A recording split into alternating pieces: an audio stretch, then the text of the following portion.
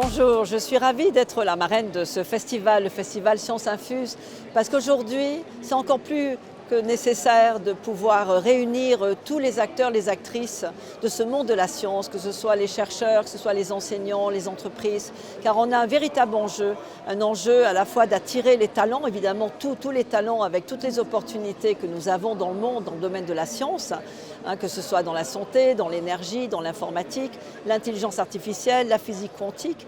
Et nous voulons attirer, certes, tous les talents, mais aussi on veut attirer les filles, car il y a un grand problème aujourd'hui de non-féminisation dans un certain nombre de matières, et dont notamment dans l'informatique que je connais bien, dans la tech, avec simplement 29% de femmes dans la tech, mais surtout 22% dans l'IA, et quand on va dans les métiers techniques, on a simplement 18%.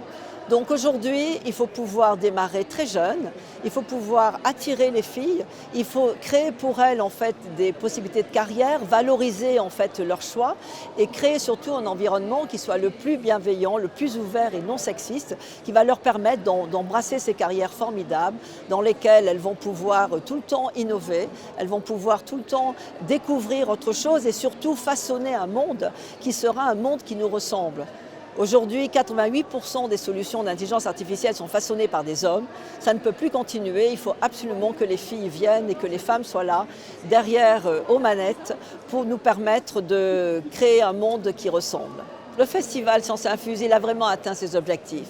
Il y avait 7000 personnes pendant le week-end, des petits et des grands, en famille, qui ont participé aux ateliers. Ça, c'est absolument formidable. Et puis aujourd'hui, c'est le colloque scientifique, où alors nous allons en fait, certes au-delà du diagnostic, parce qu'on connaît les chiffres, surtout apporter des solutions concrètes. Il y a en ce moment 300 étudiants qui sont en train de faire un hackathon, qui vont arriver avec des solutions innovantes. Et c'est ça qui compte.